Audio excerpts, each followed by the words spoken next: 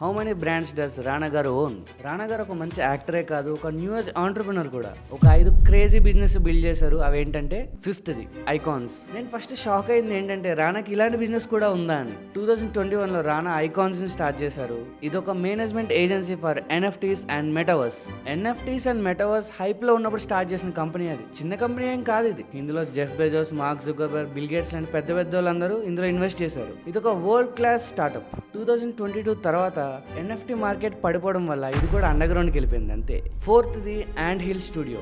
ఈ స్టూడియో ఏం చేస్తుందంటే, ఎవరైనా ఫిలిం ఇండస్ట్రీకి సంబంధించిన ఒక టెక్ స్టార్ట్అప్ ని బిల్డ్ చేసినట్టయితే అలాంటి వాళ్ళని దత్తత తీసుకొని వాళ్ళకి మార్కెటింగ్, బిజినెస్, టెక్నాలజీ అన్ని నేర్పించి ఇండస్ట్రీలో పెద్ద పెద్ద ప్రొడక్షన్ హౌసెస్ తో కనెక్షన్స్ ఇప్పించి ఎండింగ్ లో 8 crores ఫండింగ్ ఇచ్చి పంపిస్తారు. అంటే ఇదంతా వాళ్ళకి నచ్చితేనే చేస్తారు. ఫిల్మ్ ఇండస్ట్రీకి యూజ్ అవుద్ది అనిపిస్తేనే ఇవన్నీ జరుగుతాయి. థర్డ్ది బ్రాడ్వే. ఇది ఒక రీటైల్ స్టోర్, అంటే ఒక మాల్ లాంటిది. ఇక్కడ ఒకటే ప్లేస్ లో 100+ ఇండియన్ ఎమర్జింగ్ బ్రాండ్స్ ఉన్నాయి. గల్లీ labs, comet and all science ఇలాంటి మంచి మంచి పెద్ద పెద్ద బ్రాండ్లన్నీ ఒకటే ప్లేస్ లో ఉంటాయి అనమాట. సెకండ్ది లోకా లోకా. ఇది ఒక ప్రీమియం టకీలా బ్రాండ్. దీన్ని రానా గారు అండ్ అనిరుద్ అండ్ హర్ష వడ్లమూడి వీళ్ళు ముగ్గురు కలిసి స్టార్ట్ చేశారు. అండ్ ఇంకా ఫస్ట్ది స్పిరిట్ మీడియా. రానా గారు యాక్టర్ అవడానికన్నా ముందే ఫస్ట్ స్టార్ట్ చేసిన కంపెనీ ఇది. 2005లో రానా గారు ఒక ఫిలిం ప్రొడక్షన్ కంపెనీ స్టార్ట్ చేశారు. అదే ఇది. ఒకప్పుడు మెయిన్ గా యానిమేషన్ అండ్ విఎఫ్ఎక్స్ మీద ఫోకస్ ఉండేది, కానీ ఇప్పుడు ఒక ఫిలిం ప్రొడక్షనే కాదు, చాలా ఉన్నాయి వెనక. అందుకే నాకు ఆయన థాట్ ప్రాసెస్ అంటే చాలా ఇష్టం. ఆయన బిల్డ్ చేసే ప్రొడక్ట్లు కూడా క్రేజీ ఉంటాయి. ఇవే కాకుండా చాలా వేరే వేరే కంపెనీలో కూడా ఇంకా ఇన్వెస్ట్మెంట్లు ఉన్నాయి ఆయనకి. టెక్నాలజీని ఎంటర్టైన్మెంట్ కి కలిసి కొత్తగా చేస్తున్నారు చూడు, మీరు వేరే అన్న,